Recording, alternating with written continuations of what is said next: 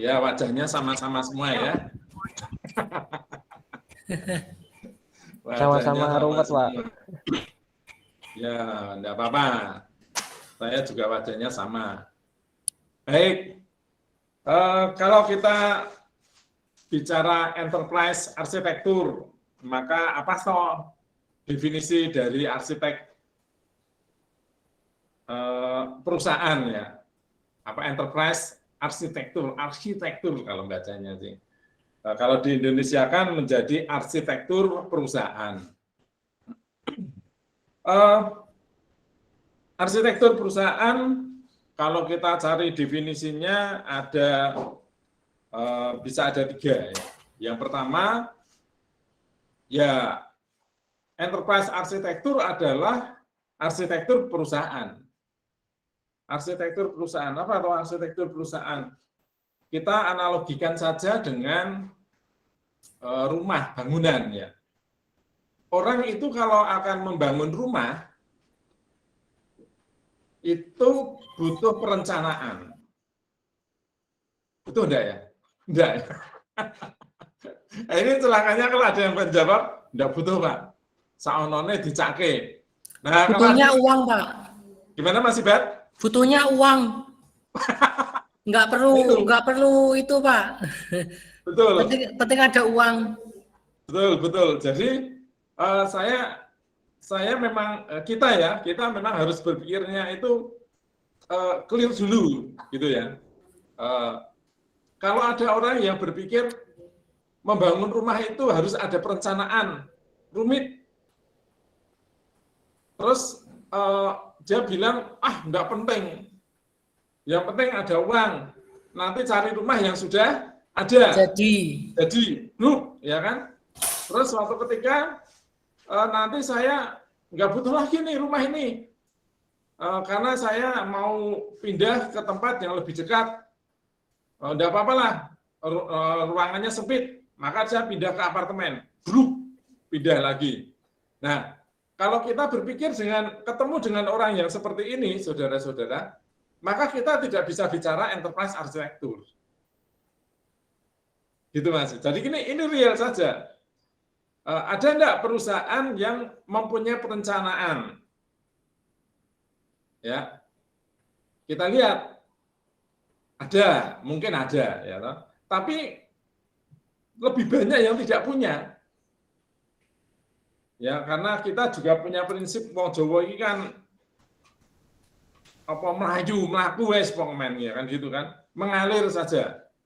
Kita punya perusahaan mengalir saja. Nanti usahakan yang terbaik. Kalau nanti sudah mulai grafiknya turun, siap-siap ganti perusahaan, ganti usaha gitu ya. Wah, ya wes, Mas. Kuliah kita tidak ada gunanya. Kuliah kita itu tidak ada gunanya. Ilmu ini tidak bisa diterapkan. Asli. Maka saya ini fair saja. Saudara mungkin nanti juga akan menantang pertanyaan ke saya. Pak Imawan cerita enterprise arsitektur, gimana dengan Udinus? Nah, Udinus itu juga belum jelas. Karena ini menyangkut visi dari stakeholder, pemegang saham ya. Nah, pemegang saham misalkan seperti di Udinus ini kan masih di keluarga. Ya. Nah, kedepannya Pak Edi punya rencana seperti apa nih Udinus ini? Sungguh baik. Wah, ya enggak ngerti. Ya kan? Kalau Udinus ini, saya 26 tahun di Udinus mengikuti perkembangan, dan saya terlibat di perkembangan itu, saya merasakan Udinus itu sebenarnya mengalir saja. Jadi dulu saya masuknya ke STMIC, kan gitu ya, STMIC. Lalu STMIC ini dosennya mayoritas ada 2 waktu itu. Orang-orang ekonomi dan orang-orang matematika. Orang-orang matematika nyaman-nyaman saja di situ karena ada di pemrograman, struktur data dan model itu ya. Di matematikanya banyak. Orang ekonomi juga nyaman-nyaman saja karena waktu itu ada STMIC itu manajemen informasi misalkan. manajemen informatika. Jadi dia masuk ke manajemennya. Akuntansi, komputer akuntansi. Nah, dia masuk ke akuntansinya. Jadi kan nggak masalah ya.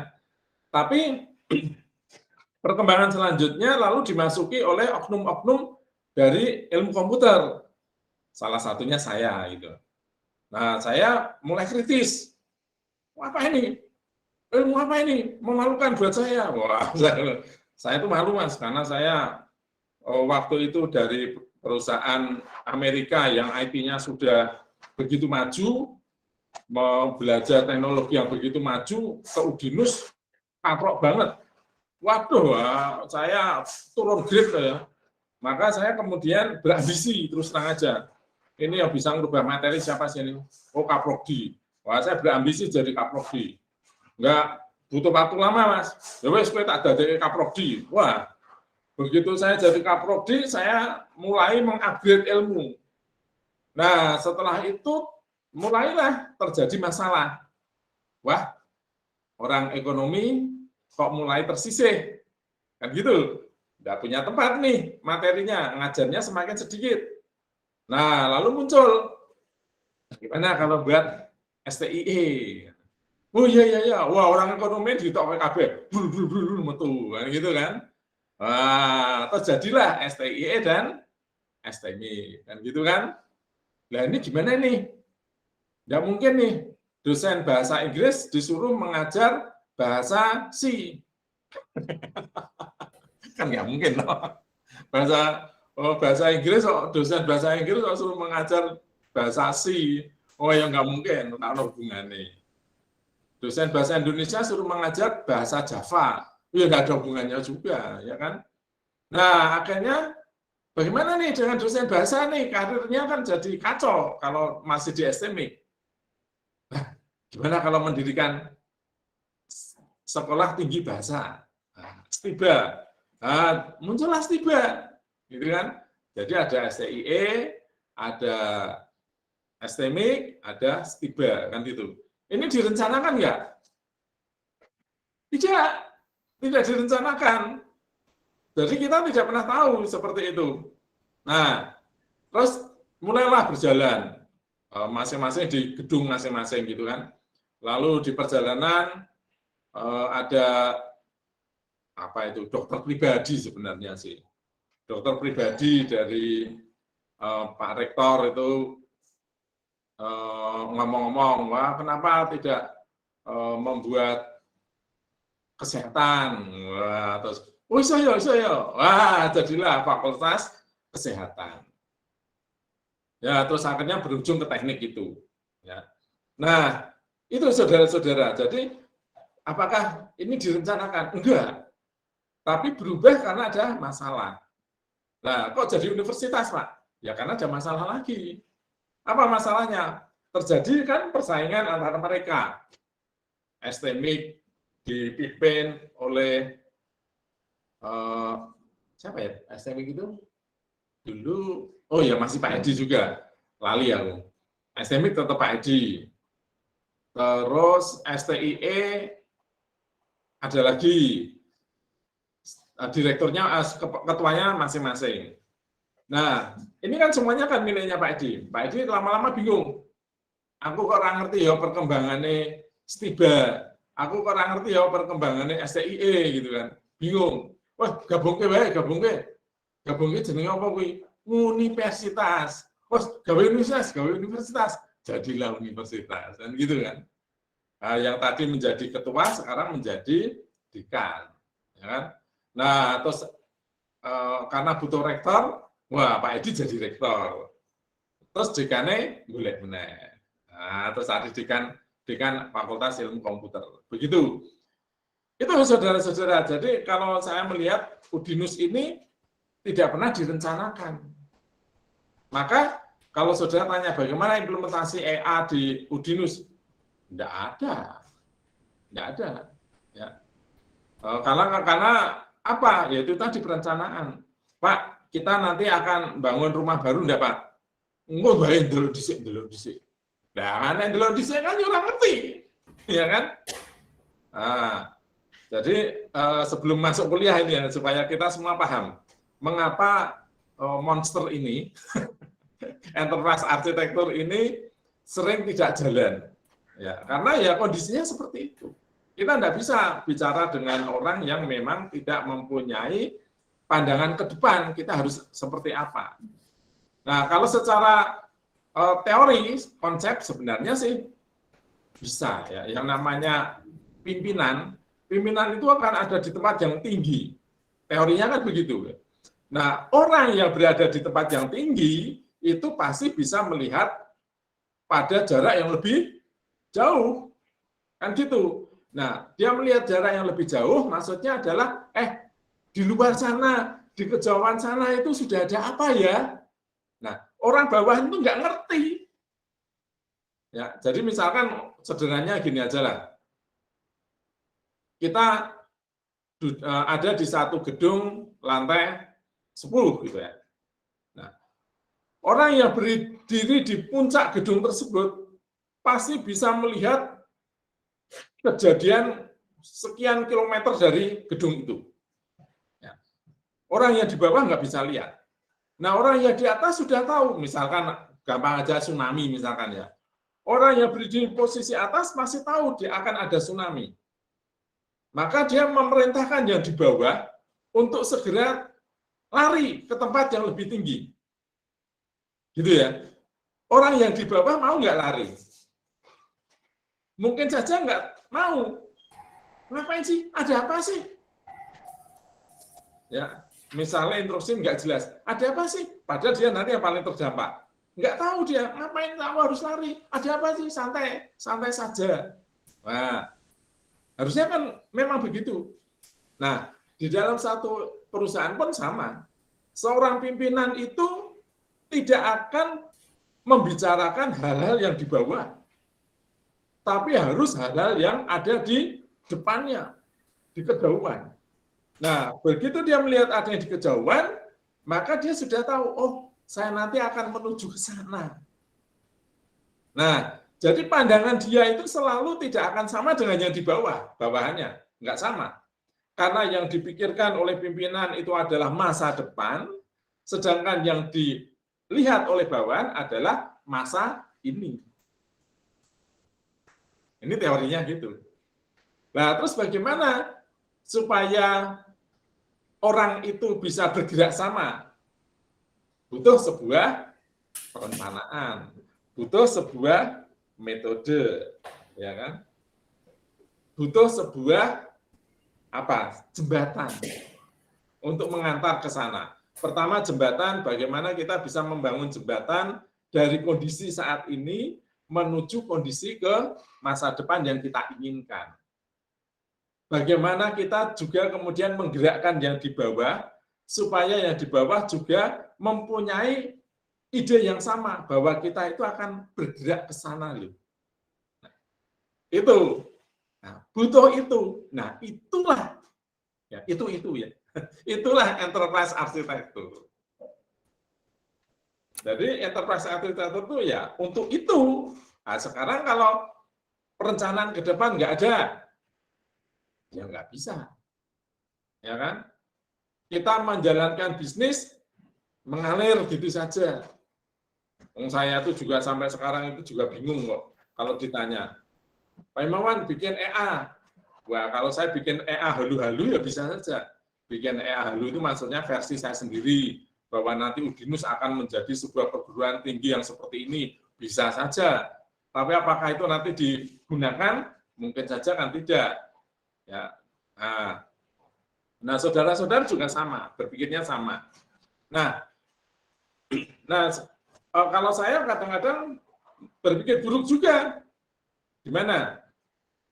Udinus itu nanti mau seperti apa? Enggak tahu. Nah, kalau nanti Pak Edi sudah sepuh, terus capek, enggak mau ngurus lagi gimana? Ya putranya, kalau putranya juga enggak mau. Ya orang lain, kalau orang lain nanti malah jadi rebutan. Ya sudah dijual saja. Kan selesai kasusnya. Udinus tetap berjalan, Mas. Tetap ada. Saudara jangan khawatir. Wah, kampusku hilang. Jangan. Saudara jangan khawatir kampus saudara hilang. Kampus saudara tetap ada, tapi mungkin pengelolanya berbeda. Itu sangat mungkin. Nah, kalau Pak Edi punya prinsip seperti itu, terus nanti kalau capek ngurusi, tak cari orang investor saja. Bisa saja. Nah, kalau seperti itu ya EA nggak jalan. Gitu loh. Jadi jangan khawatir, Mas. Udinus tetap jalan nih. Jangan seperti saya nih. Kalau saya S2-nya sudah tidak ada nih kampusnya. Maka saya pengen menghapus gelar M.Com-nya. Pengen menghapus gelar M.Com-nya karena M.Com saya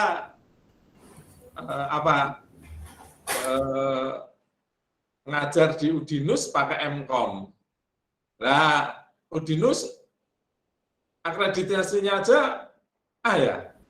Unggul, Pak, di atas Unggul, A. Ya? Terus prodinya M.Com-nya juga B kalau nggak salah ya. Nah, saya M.Com-nya mana, Pak? Hilang kampusnya. Waduh, ya malu toh. Malu, saya ngajar di Udinus itu malu sebenarnya. Di M.Com-nya ya, saya malu. Makanya saya terus kemudian harus ambil S3-nya. Nah, karena kalau sudah dapat S3, yang S2 dan S1-nya bisa dikuburkan. Gitu ya. Jadi saudara jangan tanya S2 saya lagi. Nah, itu strategi juga kan. Wah, saya malu nih kalau saya masih M.Com. Nah, itu yang memberikan motivasi saya untuk udah harus ambil dokter. Nah, sekarang kalau saudara lihat dokternya kan, saudara pasti melihat dokternya karena memang sebagai dosen sekarang ya diuri-uri adalah ijazah yang terakhir, yang tertinggi. Ya, jadi M.Com-nya sudah nggak ada, ya, tapi masih dituliskan. Ya, bolehlah, nggak apa-apa lah, tapi jangan ditanya dari mana, karena sudah tidak ada kampusnya. Nah, perasaannya nggak enak, Mas. Punya kampus, tapi salah almarhum.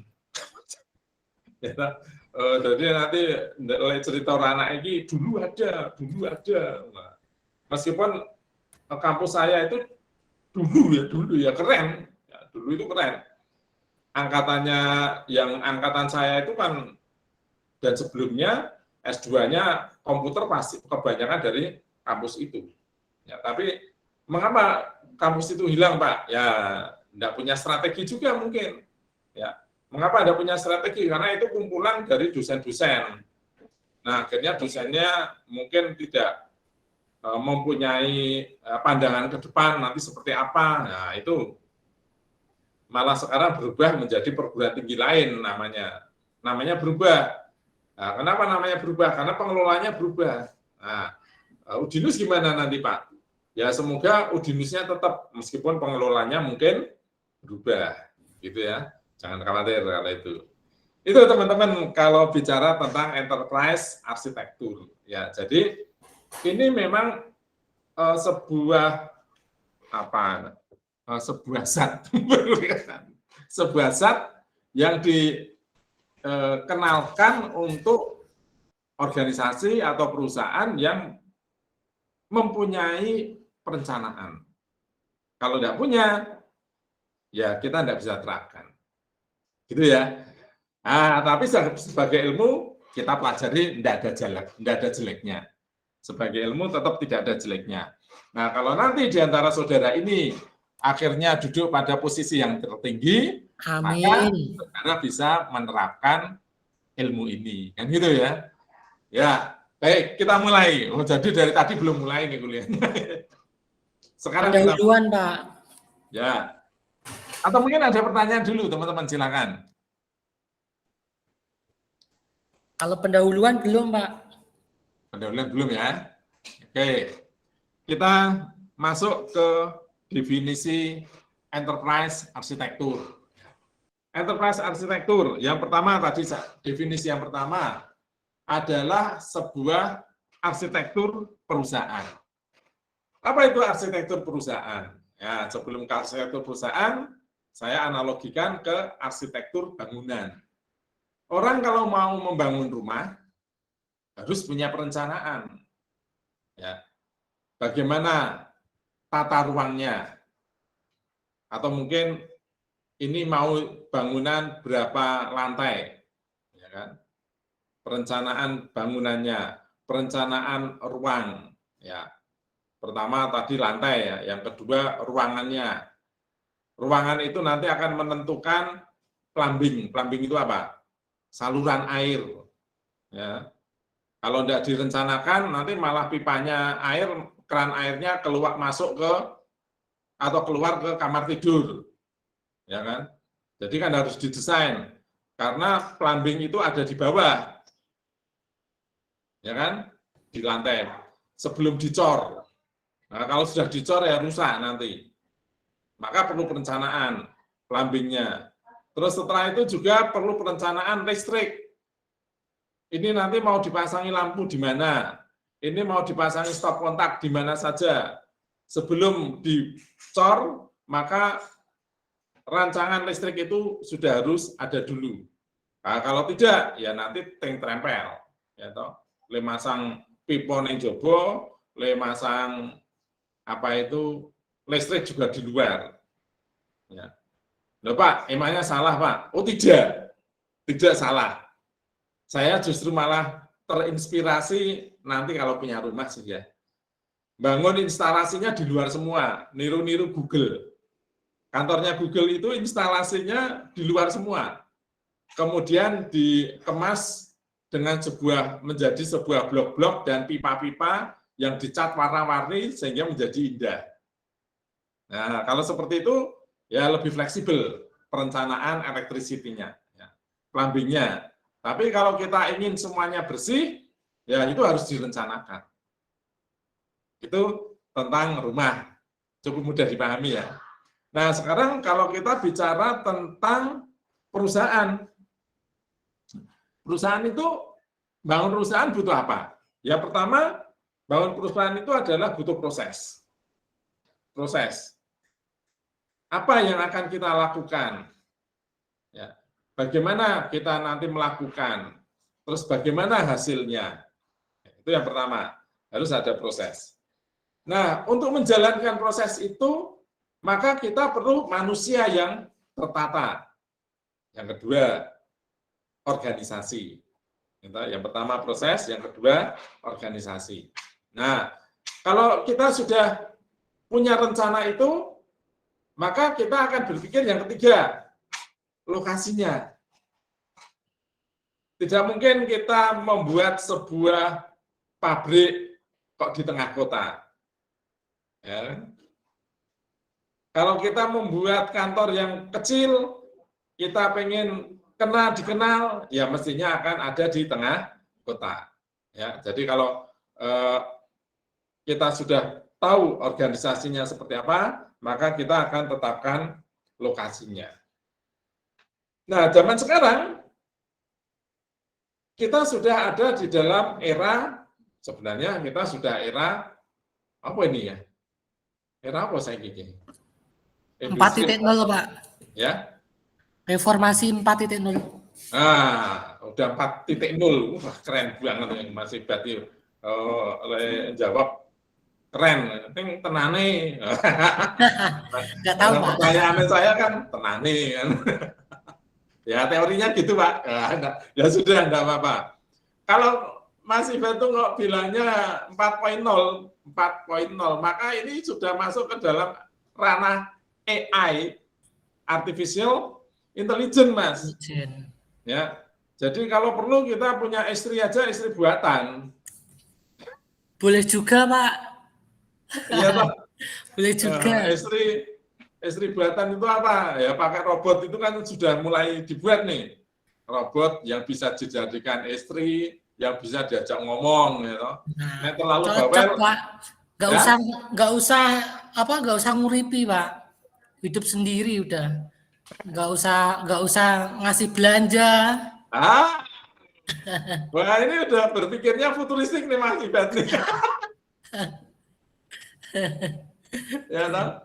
Nanti kalau istrinya bawel, baterainya dicopot rampung. Kan gitu.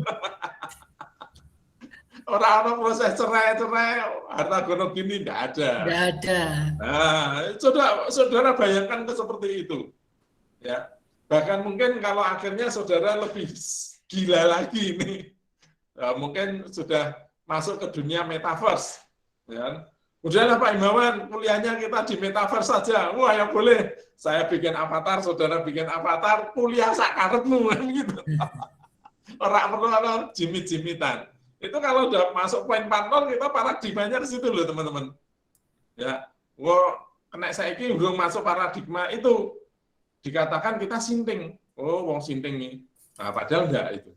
Ya, akan ke situ. Oke. Ya, kita sudah masuk industri 4.0. Ya, insya Allah ya. Maka kita membangun perusahaan pasti butuh data. Nah, ngomong ini ya, butuh data. Coba bayangkan, Pak, saya itu cuma pengen perusahaan usaha laundry. Butuh data apa sih? Loh, kan mentok. Bisa langsung ngomong meneh. Ya kan? Nah, ini kalau kita bicara di industri yang 4.0, maka kita akan butuh data.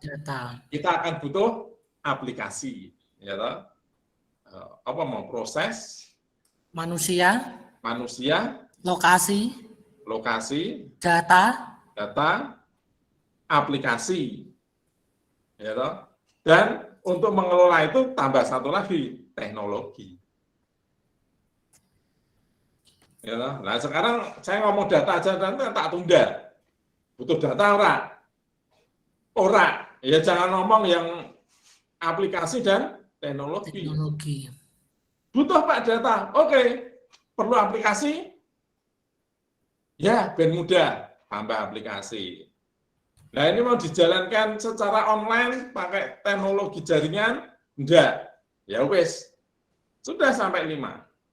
Tapi kalau saudara kemudian berpikir, nanti saya butuh untuk kolaborasi dengan perusahaan yang lain. Nah, teknologi dimunculkan. Ya. Nah, itu 6 poin ya. Proses ya manusia tadi kemudian menjadi organisasi ya. Proses, organisasi, lokasi, kemudian data, aplikasi dan teknologi. Ya. Itu adalah langkah-langkah atau dasar-dasar yang diperlukan untuk membangun sebuah perusahaan. Dan akhirnya ke-6 itulah yang merupakan dasar-dasar dari enterprise arsitektur. Dasar-dasar dari enterprise arsitektur ya hal itu. Kita bicara proses. Ya, proses itu apa toh? Bukan hanya prosesnya, tapi model. Ya. Model bisnisnya bisa berubah. Proses bisnisnya kita bisa berubah. Di zaman dulu kita tidak pernah berpikir bahwa beli tiket kereta api itu bisa secara online, kita bisa dapat kursinya. Oh, saya mengalami bagaimana naik kereta api itu harus susuan. Ya, dan bukan hanya susuan, tambah umpel-umpelan. Loh kok iso, Pak? Saya dari Jogja menuju Jakarta. Dari Jogja menuju Jakarta lewat jalur selatan. Sampai dengan di Purwokerto, ya, keretanya ternyata diputus gerbongnya. Lalu penumpang dialihkan, termasuk adalah gerbong di mana saya duduk, disuruh pindah ke gerbong depannya. Ya nggak dapat tempat duduk. Itu zaman dulu, Mas, terjadi seperti itu. Nah, kenapa kok gerbongnya dipotong? Mau dipakai untuk balik ke Jogja. Loh, bayangkan, itu dulu ya. Sekarang nggak terjadi. Jadi dulu manajemen kereta api yo sakarepe dhewe. Tapi orang-orang, nah pertanyaannya, lah Pak, orang-orang dulu apa nggak ribut, Pak? Wah, malah seneng gitu, susuan itu seneng. Apa nih jagong kemudian dekat dengan pintu, ya atau silir karena ada AC-nya. Atau di sambungan gerbong. Wah, tuh bahkan ada yang di atap. Oh, itu keren itu. Bayangkan malam-malam naik kereta api di atap. Wah, kayaknya sensasinya luar biasa itu. Ya, itu dulu. Nah, kalau sekarang ya orang nggak mau, ya kan? Nah, itu saudara-saudara. Jadi dulu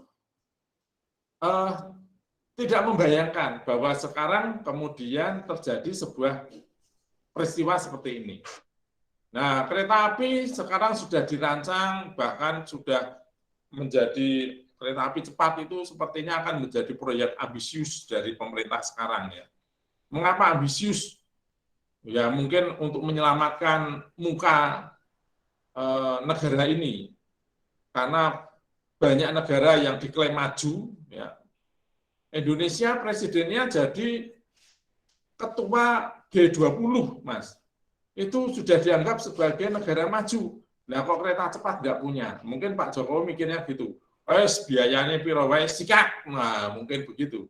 Karena ya harus ada gengsi yang dipertaruhkan untuk negara ini. Mungkin loh ya. Nah, kita sudah sampai pada kereta cepat. Laku nggak ya? Oh, mungkin laku, Mas. Tapi untuk yang lain. Untuk yang lain. Untuk yang lain. Kok untuk yang lain apa? Ya begini, Mas. Kita sekarang saudara sendiri rumahnya Jawa Timur, arep kuliah nang Udinus gitu kan. Ya sudah lewat seperti ini cepat di karo numpak kereta cepat. Kereta cepat, Pak. Ya. Cepat lewat internet, toh? Iya, toh. Nah, ya sudah, berarti kita tidak perlu naik kereta. Ya kan? Nah, maka pertanyaan besar nanti. Pak, nanti kereta cepat untuk apa, Pak? Ya tidak untuk transportasi biasa barangkali, tetapi lebih untuk wisata. Ya. Jadi jangan khawatir. Mungkin pengelola kereta api juga sudah berpikir, nanti kereta ini tidak untuk kereta jalan-jalan kerja, Pak. Orang Bandung kerja di Jakarta, orang Jakarta kerja di Bandung. Tidak penting, karena nanti kerjanya remote semua. Lah terus keretanya untuk apa? Untuk wisata. Kalau wisata kan tetap onsite, nggak mungkin kan. Saudara wisata virtual, masuk yo. Silakan kita wisata ke mana Jawa Timur, ke Pantai Hijau Jawa Timur. Rasakan sejuknya angin, ragam. Lewat YouTube, Pak. Lewat YouTube. Itu nggak ada, Mas. Orang main blas, ya kan? Jadi wisata, tur wisata secara virtual itu hanya sekedar melihat tok, tahu, tapi tidak merasakan apa-apa. Maka kemungkinan besar kendaraan-kendaraan transportasi ini nanti dipakai untuk wisatawan. Nah, wisatawan itu siap buang duit, Mas. Wisatawan itu siap buang duit. Maka kemungkinan keretanya juga akan didesain lebih mewah, harganya mahal. Ya, itu ada pengusaha direkturnya wisata luar angkasa, siapa ya? Lupa saya. Yang sudah mempunyai paket untuk kunjungan ke luar angkasa, sudah. Nah, sekarang dia memesan dan sudah jadi ya, kapal pesiar modern besar yang khusus untuk orang dewasa. Khusus untuk orang dewasa. Jangan parno dulu ya. Khusus orang dewasa apa, Pak? Ya, anak-anak enggak boleh. Anak-anak enggak boleh. Jadi mungkin seperti Mas Ibat itu nanti cocok, ya toh. Enggak punya keluarga, ya golek kanca wae. Wisatanya dhewean karo kancane. Ora direpoti anak. Ya, karena mungkin orang kerja nanti akan begitu stres barangkali ya. Lalu butuh hiburan dengan pasangannya. Tidak terganggu. Nah, kalau dengan pasangannya kan adanya romantis terus ya, mungkin ya. Nggak ada pasangan, Pak. Saya pakai robot ora apa-apa. Entuk kita nggak bawa robot. Mas Nafis jadi baper, Pak. Siapa? Mas Nafis. Mas Nafis, di Mas Nafis. Ya.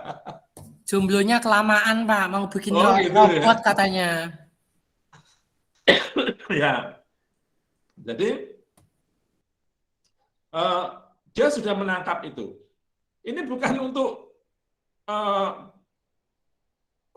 kerja biasa, bukan transportasi untuk orang-orang yang akan bekerja, orang yang berbisnis, enggak, tapi orang-orang yang ingin berpelesiran, ya, berpelesiran, pleasure yang ingin dituju, ya, berarti sudah beda lagi nanti kelasnya. Ya, jadi kalau ngomong kecepatan udah kalah kita dengan teknologi ini udah kalah. Ya. Jadi tidak mungkin kereta itu nanti untuk transportasi biasa. Nah itu contoh. Mungkin ada komentar dari sini. Belum ya? Yang kedua, definisi yang kedua adalah bahwa enterprise architecture itu adalah sebuah pemetaan, ya, pemetaan untuk mengetahui peta bisnis pada saat ini, bisnis kita ya, peta bisnis saat ini dan peta bisnis ke depan yang kita harapkan.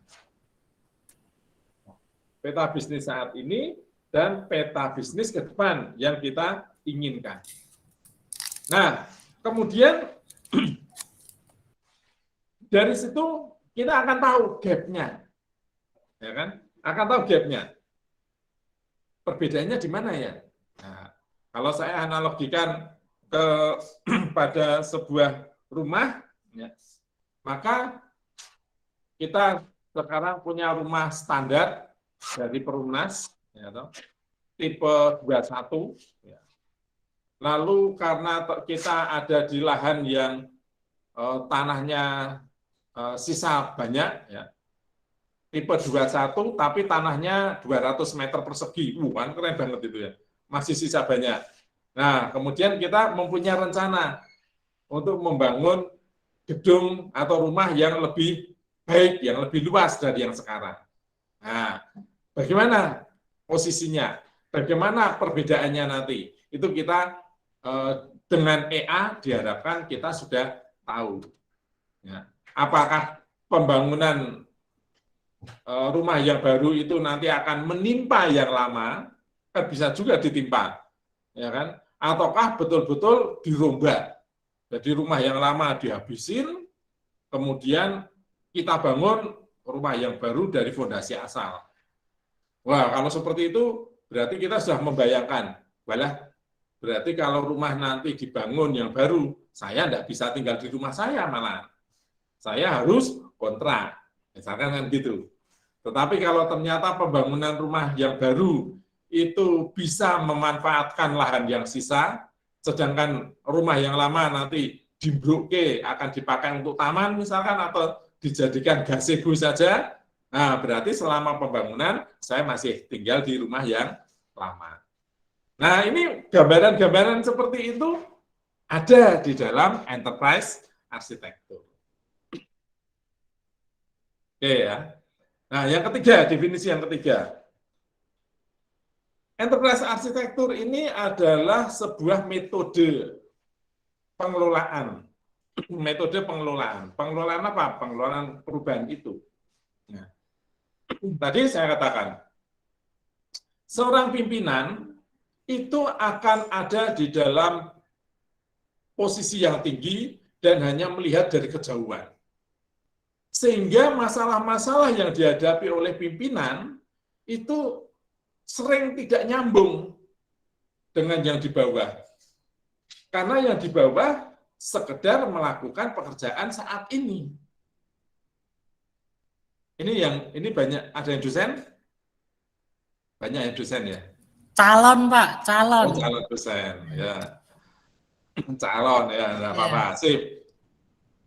Jadi begini.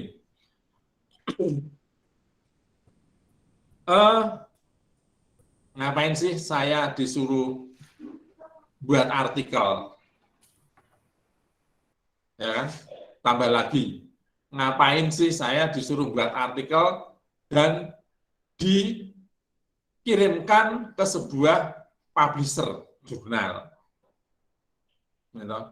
Terus tambah lagi masalahnya, mengapa sih saya disuruh membuat artikel dipublikasikan di jurnal asing? belajar bahasa Inggris. Kan gitu. Kalau kita tidak memahami transisi yang sebenarnya diharapkan oleh pimpinan, ya kita nggak mudeng, Mas. Itu akan menjadi sebuah beban. Tetapi kalau pimpinan sudah mengatakan bahwa dosen dan calon dosenku, kita akan menuju ke perguruan tinggi yang bertaraf internasional. Ya. Nah, untuk bisa ke sana, maka mulailah dari sekarang kita membiasakan keinternsionalan itu. Wah, ya. Pertama, saudara-saudara, saudara untuk yang pertama kali silahkan saudara jalan-jalan ke luar negeri. Tak bayari. Ayo Pak, khusus MT 38 yuk Pak. Loh, kalau saudara ditawari seperti itu aja, tetap kalau ada penawaran seperti itu, Mas, saya yakin tetap ada yang nggak mau. Kenapa? Kadang alasannya klasik. Mending dijaluk mentahan. Boleh. Ada yang mengatakan, waduh, luar negeri. Wah, aku nggak bisa ngomong. Wah, makanannya gimana? Wah, parno dulu. Jadi jangan dipikir itu peristiwa yang sederhana. Enggak. Terkadang sulit. Ya Allah, kamu itu cuman saya ajak jalan-jalan ke luar negeri, tak bayari. Takkan melakukan yang luar negeri, tak bayari kok ya ora gelem. Padahal dengan berjalan ke luar negeri sendirian, mau tidak mau kita akan belajar bahasa. Dari bahasa Tarsan yang ternyata bisa dimengerti. Wah, itu memunculkan mental. Saya tidak takut berhadapan dengan bule. Sehingga nanti kalau saya punya artikel yang harus dipresentasikan di depan bule, mental sudah terbentuk duluan. Karena saya pernah jalan-jalan ke luar negeri sendirian, maka kalau saya disuruh ikut seminar ke luar negeri, lah belgedes, ya toh, tinggal jalan. Nah, itu ada satu langkah. Ya, ada satu langkah. Tapi kalau orang itu tidak tahu, calon dosen dan dosen itu tidak tahu bahwa kita nanti akan menuju ke sana, ya dia berat melakukan itu. Untuk apa? Wisata di Indonesia itu banyak. Kok malah kita tidak punya nasionalisme? Waduh, malah tekan nasionalisme barang, berat. Ya kan? Ribet. Nah, enterprise arsitektur itu bisa digunakan sebagai metode untuk menjembatani gap ini. Menjembatani antara keinginan dari stakeholder, pimpinan, dan karyawan operasional. Ya. Jadi kalau tadi pimpinan universitas sudah mengatakan ke arah luar negeri, nah kemudian di dalam enterprise arsitekturnya ini sudah dibuatkan jembatan. Bagaimana kita untuk mencapai dari sisi orang-orangnya. Ya. Mulai terbiasa bahasa Inggris, mulai terbiasa untuk menulis artikel, ya toh, mulai terbiasa untuk berbicara, ya toh, mulai terbiasa untuk menggali pengetahuan dari luar negeri, mulai terbiasa untuk menjalin teman dari luar negeri, karena nanti harus ke sana, ya kan? Nah, itu dari sisi manusianya. Kemudian dari sisi gedungnya, dari sisi tata kramanya, tata krama internasional kan berbeda juga. Ya. Nah, bagaimana desain ruangannya? Ya, karena sebenarnya ada juga sih standar ruangan yang layak dan tidak layak untuk publik. Nah, selama ini kita mungkin nggak punya, lalu saunone, gitu. Nah, itu nanti akan kita tata. Juga kemudian perangkatnya. Ya. Mungkin kita selama ini cukup menggunakan teknologi proyektor gitu ya. terus pakai PowerPoint gitu. PowerPoint-nya krek-krekan meneh. Nah, nggak boleh ternyata nanti krek-krekan. Oh, ternyata luar negeri itu masih seneng pakai kapur, papan tulis. Nah, ya ternyata kita masih boleh juga menggunakan itu. Nah, itu contoh. Ya, jadi yang ketiga tadi adalah enterprise arsitektur adalah sebuah metode manajemen. Ya. Metode tata kelola. Tata kelola apa? Untuk mengatasi gap antara stakeholder dengan staf operasional. Itu teman-teman. Jadi ada 3 definisi arsitektur. Yang pertama adalah arsitektur perusahaan, yang kedua adalah peta bisnis saat ini dan yang akan datang, dan yang ketiga enterprise arsitektur adalah metode untuk menjembatani, metode manajemen untuk menjembatani keinginan stakeholder dengan staf atau operasional. Itu tentang definisinya. Ya, ada pertanyaan. Slide-nya lumayan lagi, slide-nya lumayan lagi.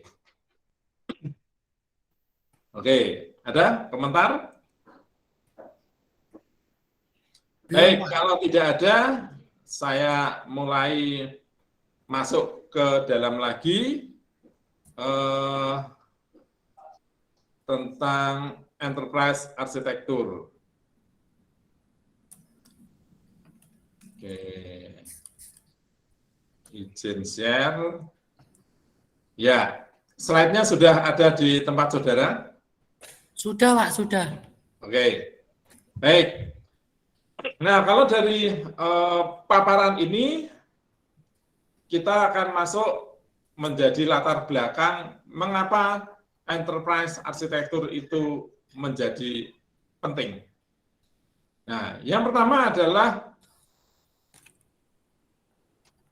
perlunya kualitas informasi. Jadi, apa toh kualitas informasi ini? Kita sudah tahu ada 3 ya. Akurasi, tepat waktu, dan relevan. Yang namanya akurasi itu harus lengkap, benar, dan aman. Ya, itu namanya akurat. Lengkap, benar, dan aman. Yang ketiga, tepat waktu. Artinya adalah informasi yang paling up to date. Ya, terkini. Kemudian yang berikutnya adalah informasi yang relevan. Apa itu relevan? Berguna. Ya. Informasi yang tidak tepat waktu basi, ya tidak dipakai. Kita bicara tentang kegunaan, nah kalau kita mendapatkan informasi yang tepat waktu, akurat, tapi tidak pada topik kita, fokus kita, ya tidak ada gunanya. Ya. Maka kemudian diperlukan sebuah sistem informasi perusahaan. Sistem informasi perusahaan yang mampu mengelola itu. Ya, sebentar.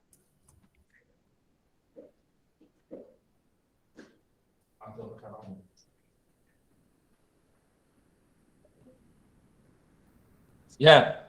Nah, hal yang juga penting supaya informasi ini baik, maka kita akan mencegah adanya kotak-kotak informasi atau yang dikatakan dengan silos. Kalau kemarin saya pernah mengatakan itu, silos. Ya.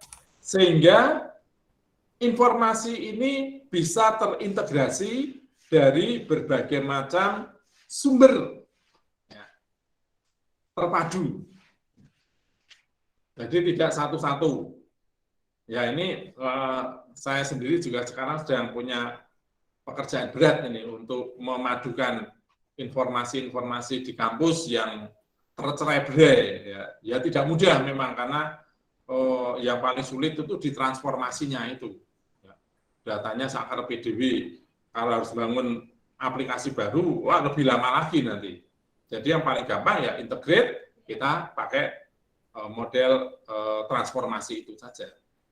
Nah, oke. tadi enterprise sudah.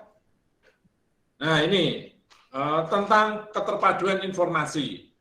Keterpaduan informasi pada akhirnya memang menuntut adanya transparansi. Nah, ini yang menjadi PR, teman-teman. Karena transparansi ini saat ini yang paling sulit, dan itulah yang menjadi alasan mengapa silos information itu tetap terjadi. Informasi yang terkotak-kotak itu tetap terjadi. Itu karena alasan ini. Jadi terkadang mereka berpikir, wah ini kan bahaya, udah boleh orang lain tahu. Nah, kadang seperti itu berpikirnya. Nah, oke. Lanjut lagi, ya seperti ini ya, sistem informasi yang terkotak-kotak. Punya banyak aplikasi yang tidak saling terhubung. Ya. Nah, saya juga kaget ternyata di Udinus ini ada beberapa aplikasi yang justru dihostingkan di luar dari Udinus. Loh, kok bisa ya? Kok bisa ini? Nah, saya juga nggak tahu kenapa kamu itu dihostingkan di luar gitu. Sehingga banyak hal kita tidak bisa kontrol. Ya, saya nggak tahu itu. Mengapa bisa terjadi seperti itu? Ya karena di Udinus sendiri teknologi ini hanya ada di ranah UPT, ya, pelaksana teknis, bukan di arah misalkan direktorat. Kalau di direktorat berarti seluruhnya itu harus tunjuk pada sebuah framework, ya, sebuah kerangka kerja.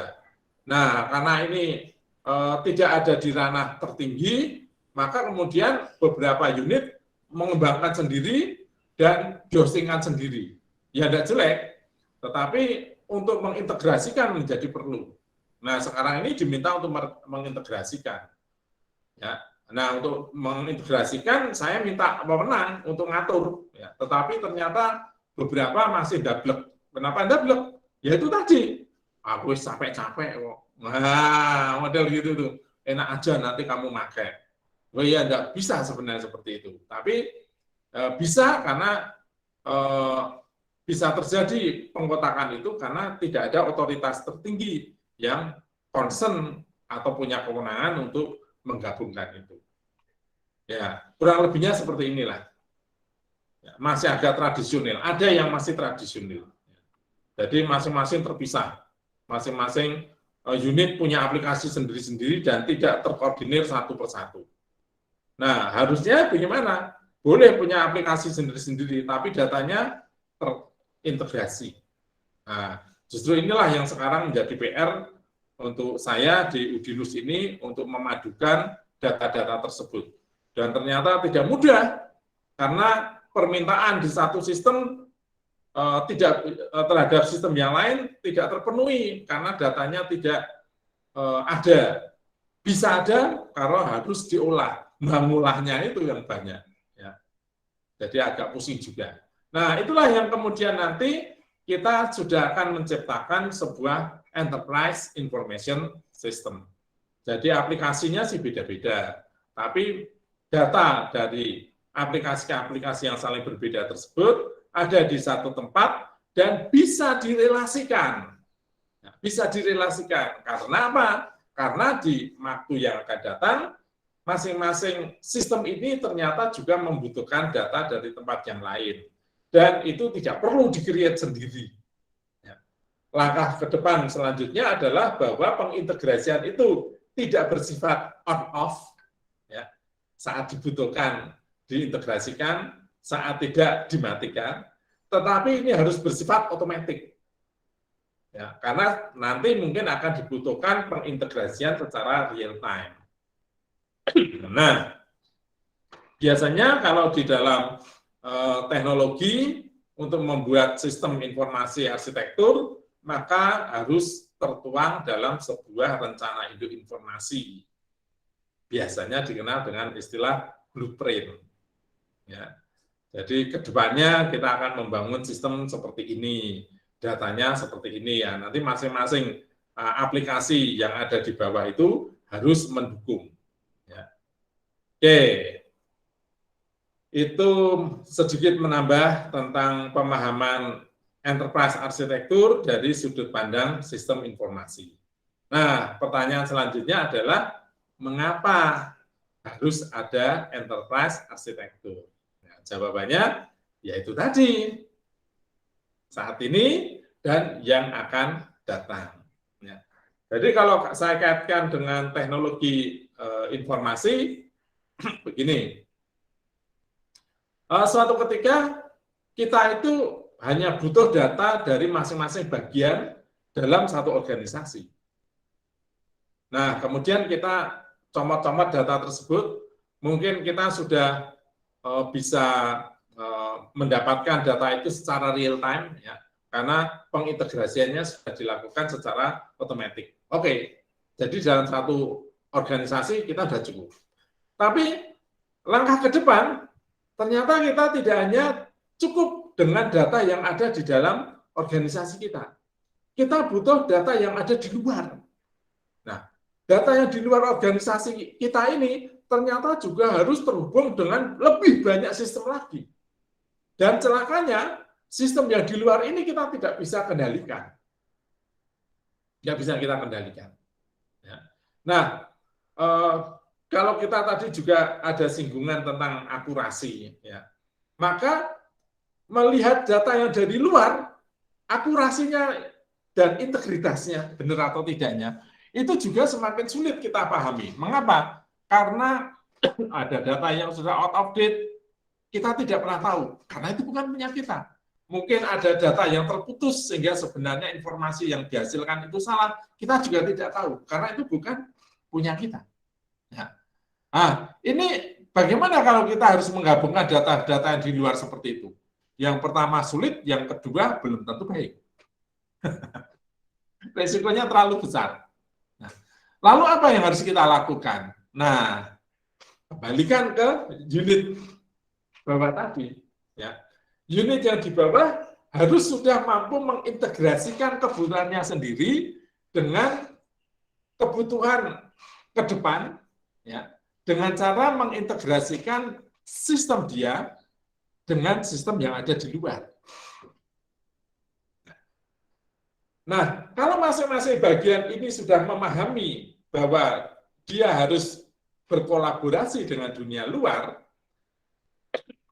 maka kita tinggal menata, ya, tinggal menata untuk menuju keluar itu dari aplikasi-aplikasi yang ada di bawah kita. Ya. Nah, itu mengapa tadi ada definisi yang ketiga tadi, bahwa enterprise arsitektur adalah metode untuk menjembatani gap antara pemilik atau stakeholder dengan staf di operasional. Ya. Kalau dalam kerangka ini, bagaimana supaya sistem atau sub-subsistem yang ada di masing-masing unit sudah mengakomodir, ya, mengintegrasikan dengan data-data yang di luar organisasi terkait unit tersebut. Sehingga kalau kita ingin menuju ke arah yang lebih luas, kita tinggal menata, ya, informasi-informasi yang sebenarnya sudah dibangun secara terintegrasi dan luas dari masing-masing subsistem yang ada di suatu organisasi. Nah, itu saudara-saudara. Jadi kita sudah punya paket, nah tinggal menata paketnya itu.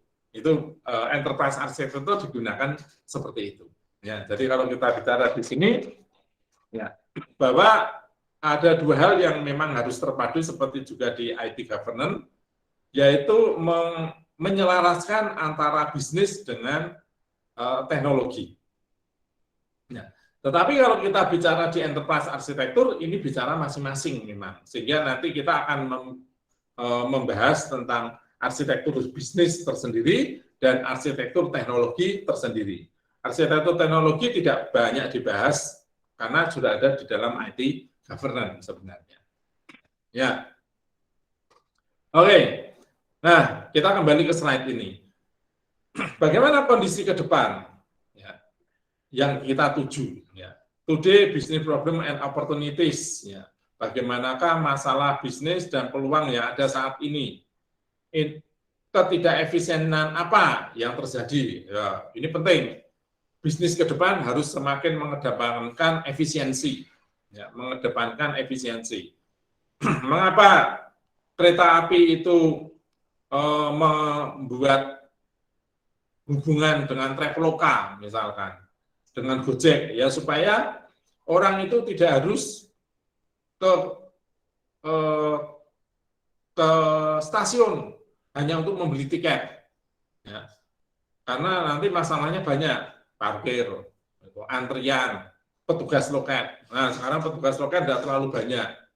Ya, yang penting customer service-nya saja yang ingin tanya tentang perencanaan perjalanan kereta api misalkan. Ya, jadi penjual tiketnya dikit. Bahkan sekarang penjual tiketnya hanya dikasih mesin saja. Ya. Nah, mungkin kelamaan nanti juga tidak ada tiket, tiketnya udah lewat internet saja. Ya, itu contoh supaya efisien. Kemudian bagaimanakah sistemnya ini spaghetti ini apa? Sistem spaghetti itu begini ya. Ada juga yang mengatakan hair system atau sistem rambut. Jadi kalau kita ingin mengintegrasikan sistem kita atau data kita dengan data di luar, yang mana data di luar itu juga terhubung dengan banyak data yang lain, maka jadilah sebuah sistem yang sungguh crowded. Orang ada yang menyebutkan sebagai suatu sistem spaghetti atau bakmi ya. Kalau di Indonesia mie Jawa mungkin ya. Bakmi itu kan ruwet gitu. Nah, cukup siji-siji angel, ya kan? Atau juga seperti sistem rambut. Kenapa? Karena kalau rambutnya seperti saya sih gundul, tidak masalah ya.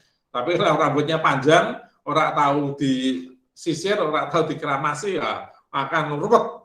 Ya, seperti itu. Itu hanya menunjukkan sebuah sistem yang ruwet, gitu aja. Ruwet dan kompleks. Terjadi kerangkapan data, iya pasti itu. Ya. Nah, kita akan mengubah menuju ke satu visi tunggal yang akan memotivasi semua orang. Wah, gitu. Mempunyai proses yang lebih mulus, ya, tidak banyak kondisionalnya, if then itu aplikasi atau sistem yang tidak bagus, kebanyakan kondisional itu, ya. Jadi kalau bisa lurus stream. Kemudian juga sistem yang lebih ringan, gitu. Lebih ringan. Mengapa lebih ringan? Sharing data. Ya. Jadi seperti mungkin di Kulino, ya, di Kulino ini untuk Fakultas Ilmu Komputer disepakati tidak boleh share materi di Kulino. Jadi apa yang saya lakukan pada hari ini sebenarnya salah. Saya men-share materi presentasi ini di Kulino, tidak boleh. Nanti kalau memang materi sudah banyak yang saya siap, saya akan unggah di Google Drive dan saudara nanti hanya diberi link. Jadi Kulino itu nanti isinya cuma link saja. Datanya tidak ada di Kulino. Mengapa? Untuk meringankan beban Kulino, ya, supaya tidak terlalu berat. Ya, jadi hanya link saja. Nah, itu contoh yang satu upaya untuk menjadi seamless system. Ya. Kemudian kita juga akan menata infrastruktur yang lebih sederhana. Ya. Nah, untuk itu, maka apa yang harus kita lakukan? Kita harus merubah bisnis kita, mentransformasi bisnis. Bukan hanya prosesnya, tapi mungkin model bisnisnya. Apa sih Pak model bisnis itu? Model bisnis itu ya mungkin nanti kita jualan sepeda motor, tapi custom. Nah, kalau sekarang kan banyak produsen sepeda motor itu sudah memberikan modelnya, ya toh? Silahkan beli. Nah, kalau nanti mungkin kita jualan tapi custom, ya toh? Tangkinya yang pakai ini. Jadi kita menyediakan gambar. Nah, kemudian jadilah sebuah motor atau kendaraan yang keakuan banget gitu, karena saya merancang. Nah, nanti tim teknisnya yang memberikan masukan. oh ini tidak cocok Pak kalau digabungkan ini, kalau mau seperti itu dijadikan seperti ini. Nah, kemudian dari diskusi itu jadilah sebuah motor. Mungkin ya, itu namanya model bisnis. Jadi kita tidak lagi jual motor jadi, tetapi kita akan membahas rancangan dulu. Nah, itu model. Nah, akhirnya proses bisnisnya juga berubah. Tadi tidak ada. Kalau sekarang ini orang beli motor kan tinggal ke dealer, milih. Nah, kalau nanti kita akan ketemu dengan desainer. Nah, desainer kemudian nanti akan diuji kelayakannya. Mungkin nggak kita membuat motor yang seperti ini? Kalau mungkin akan segera dirakitkan, kalau tidak mungkin tidak dirakitkan. Nah, nanti akan ada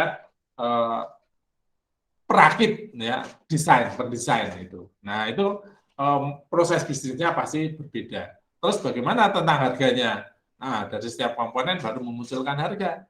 Ya, tidak seperti yang sekarang ini, kita nggak tahu komponennya berapa. Nah, itu bisa berubah. Kemudian rasionalisasi sistem, ya, mengubah sistem menjadi lebih terbuka sebenarnya. Ya. Dengan kita menggabungkan atau terlibat dengan data dari luar, maka otomatis kita akan membuat sistem yang lebih terbuka. Dengan teknologi API yang selama ini ada, ini nanti akan sangat mungkin untuk semakin diperluas. Ya. Kemudian juga bagaimana kita bisa mengelola data-data tersebut, maka kita butuh teknologi. Nah, kita akan mengadopsi teknologi yang baru, atau mungkin kita akan menggantikan teknologi lama dengan teknologi yang baru.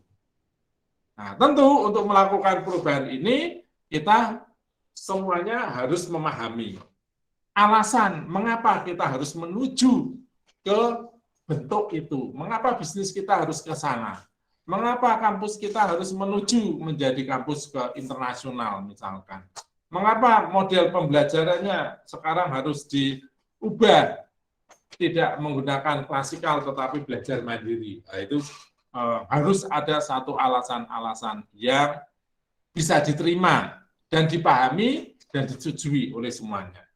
Nah, kemudian kita mulailah memahami pengubahan atau perubahan perusahaan, organisasi secara bertahap. Ya. Nah, kemudian juga bagaimanakah perubahan ini dikelola supaya bisa terjadi secara efektif. Itu butuh sesuatu. Nah, sesuatu itulah yang disebut dengan enterprise arsitektur. Itu. Ada pertanyaan mungkin, silakan. Silakan kalau ada pertanyaan.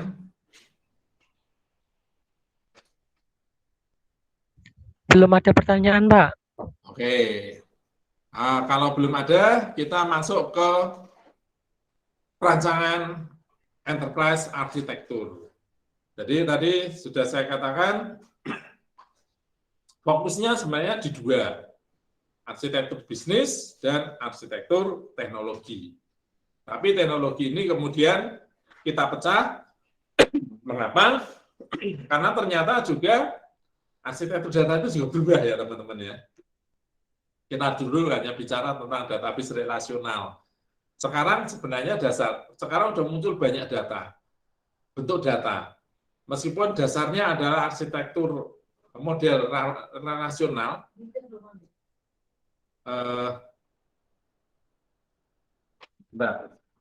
kenapa teman? Ya murah kok, ada di sini semua.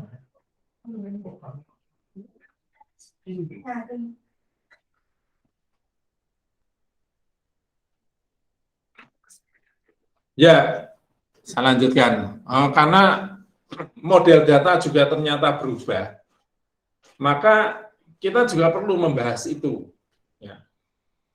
Kita tidak bisa memaksakan data yang seragam, mustahil, Mas. Ya, jadi maka kita baik untuk membuat atau mempelajari arsitektur data dan informasi. Yang kedua, loh Pak Jenny, kok ada arsitektur aplikasi? Sama, Mas. Jadi kita juga tidak memungkinkan untuk membuat aplikasi yang sama, enggak, impossible gitu. Nah, bagaimana kemudian kita bisa menata aplikasi kita untuk menjadi lebih terbuka, tapi kita juga tidak perlu kesulitan. Saudara tahu saat ini ada banyak framework untuk pengembangan aplikasi. Dan ternyata itu bisa dilakukan tanpa kita harus menyamakan atribut, tanpa menyamakan variabel. Itu bisa ternyata. Ya. Jadi di sana menggunakan istilah nomor, di sini menggunakan istilah NIM, enggak penting itu. Ya, ternyata bisa. Terus bentuk datanya, jenis datanya berbeda, enggak masalah juga ternyata. Nah, kalau di dalam tataran aplikasi, kita tidak bisa meminta orang lain untuk membuat satu aplikasi. Ya, enggak mungkin. Maka kita bisa memanfaatkan aplikasi-aplikasi yang disepakati secara universal. Ya. Juga teknologi. Ya, teknologi ternyata juga banyak teknologi yang kita bisa lakukan secara atau kita bangun secara bersamaan. Ya, arsitektur teknologi lalu perlu kita bahas juga. Nah, akhirnya kemudian kalau ini semua kita selesaikan, maka akan dirangkum dalam sebuah blueprint arsitektur atau master plan. Ya, kalau tadi adalah hanya blueprint tentang teknologi aplikasi, maka ini adalah blueprint arsitektur perusahaan. Ya. Isinya adalah rincian bisnis, informasi, aplikasi, dan teknologi yang diperlukan oleh perusahaan pada saat ini dan pada masa depan. Nah, itu mungkin teman-teman sampai di sini dulu ya, supaya tidak terlalu membingungkan. Kita istirahat dulu, kita akan masuk kepada topik-topik ini di pertemuan-pertemuan mendatang. Gitu ya. Ada yang mau disampaikan mungkin? Belum, Pak, belum. Belum. Kalau belum, kita akhiri ya pertemuan pada pagi hari ini. Kita ketemu minggu depan untuk ya, Absennya gimana, Pak? Absen tetap menggunakan Kulino ya. Tapi saya belum buka kayaknya. Iya, Pak, forumnya belum dibuka forumnya. Oh iya, iya. Forumnya nanti saya buatkan, nyusul nggak apa-apa. Forumnya belum. Forum dan juga si adinnya. Si adin online-nya belum ada ini. Nah. Sorry. Berarti double apa gimana Pak? Absennya Pak? Gimana? Di dua tempat apa gimana Pak? Absennya? Oh, absen langsung di si adin online aja Mas. Oh. Kesepakatan kemarin kok di Kulino ya Pak? Oh di Kulino? Iya Pak. Kemarin di Kulino ya? Di Kulino di forum? Iya. Oke. Di forum, bagian forum. Ya kalau saya itu sebenarnya gini. Forum itu kan tidak sebenarnya untuk absen ya, yang benar. Forum itu digunakan untuk diskusi atau tugas kecil, gitu. Maka saya mengharapkan saudara mengisi forum itu bukan untuk absen, tetapi untuk memastikan adanya tugas. Bapak saudara itu sudah menjawab tugas. Itu forum. Nah, absennya langsung saja di si adin online. Ya, jadi forum nanti tidak setiap pertemuan pakai forum. Karena untuk tugas yang lebih besar, kita atau saya lebih enak pakai assignment. Gitu ya. Jadi kalau menurut saya, ini Mas, ini PU ini cari susah sendiri. PU ini cari susah sendiri. Jadi PU ini meminta kita untuk membuka forum dan mahasiswa mengisi forum. Nah, saudara-saudara banyak yang di S1 itu, isinya forum dari mahasiswa, Pak. Isinya main satu kata, hadir, hadir, hadir. Lah forum kok isinya hadir, hadir. Ya rugi toh. Nah, jadi TU itu nanti terus kemudian melihat forum itu. Siapa yang hadir, lihat dari forum itu. Lalu dientrikan ke si adin. Nah, kan susah. Saya pun ngoreksi forum itu susah kok, Mas. Maka saya memberikan forum itu untuk pertanyaan yang sederhana. Tapi kalau untuk pertanyaan yang lebih kompleks, saya pakai assignment. Nah, mengapa kok Seadin online itu nggak dipakai? Saya nggak tahu. Padahal itu di situ justru mahasiswa bisa absen langsung, ya kan? Bisa absen langsung.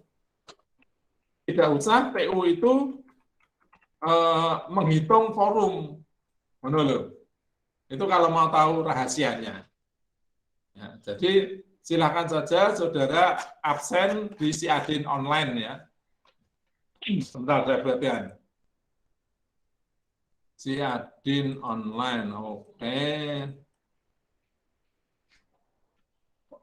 Ya, sudah saya buat. Ini saudara bisa Di Kulino atau di Seadin, Pak? di Seadin. Di Seadin. Sayurannya tambah berapa? Di Seadin ini Di ya. menu apa, Pak? Di menu apa? Nah, di sini. Oh, Seadin mahasiswa mungkin beda ya. Masuk ke Seadin mahasiswa. Seadin mahasiswa, lalu ada kuliah online. Tambah lagi. Oh, Ada kuliah online. Nah, nanti kemudian, nah ini karena sudah saya sediakan, saudara nanti tinggal klik hadir gitu aja. Jadi masuk ke Seadin mahasiswa, kemudian mata kuliah saudara, klik di situ cari yang kuliah online. Nah, tinggal tulis saja. Nah, nanti di dalam Kulino akan saya berikan forum yang tugasnya hanya untuk meresum kuliah pada pagi ini saja. Tuh. Yeah.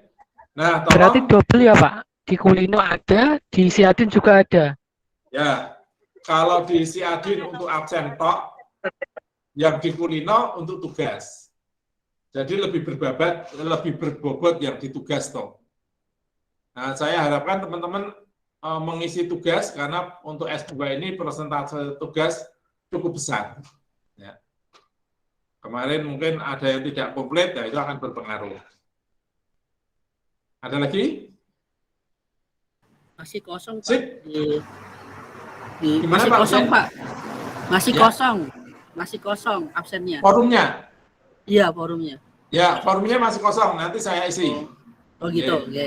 Oke. Ada lagi, Mas Pambuti?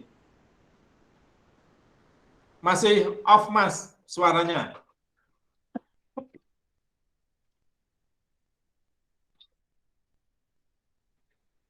Suaranya belum terdengar.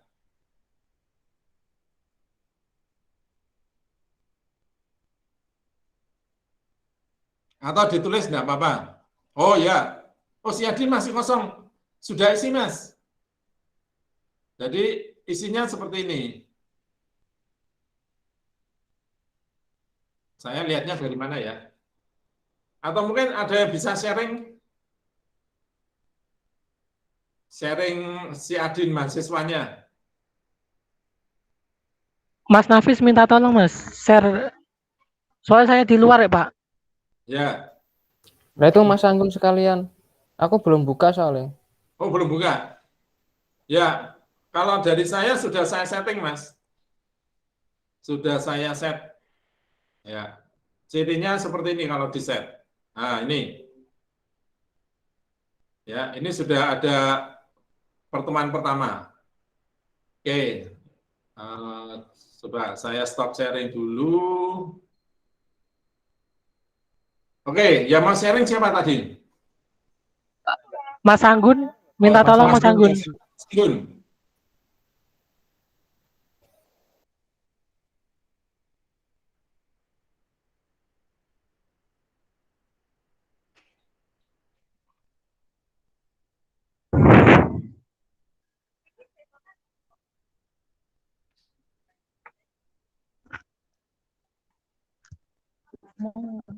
Susi Kumelana.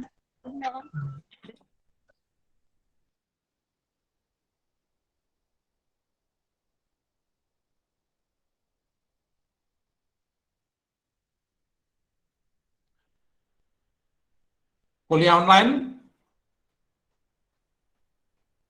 Klik kuliah online, Mas.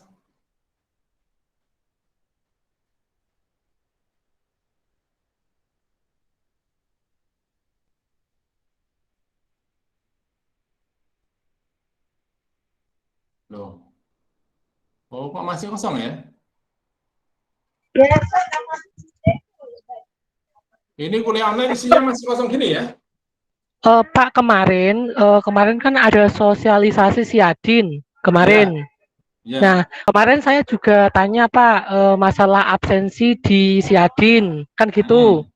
Nah, katanya Pak Avandi dan Pak Angga juga yang ada di Gimi tersebut itu nyuruhnya absennya di forum Kulino Pak. Di Siadin emang nggak ada menu presensi. Gitu.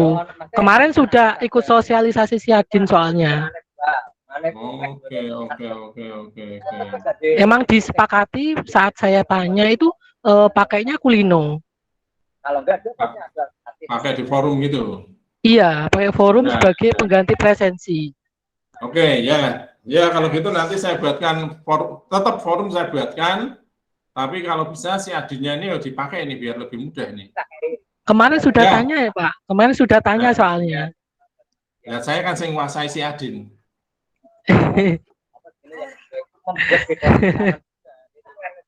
Nanti takkan lewat si adin ya jadilah. Ya. Enggak apa-apa lah masalah absen. Tapi yang penting memang tugas-tugas itu. Ya, tugas di forum maupun di assignment. Oke, ada lagi? Yang paling penting berarti tugasnya ya Pak ya. Ya, tugas. Jangan Ya, Pak. absennya, tugasnya. Siap. Ya. Oke, ada yang lain? Cukup? Baik, Cukup, kalau Pak, cukup. Kita ketemu minggu depan. Saya buat, Oke, Pak. saya buatkan forumnya. Oke, sampai ketemu minggu depan. Oke Pak, terima kasih Pak. Ya.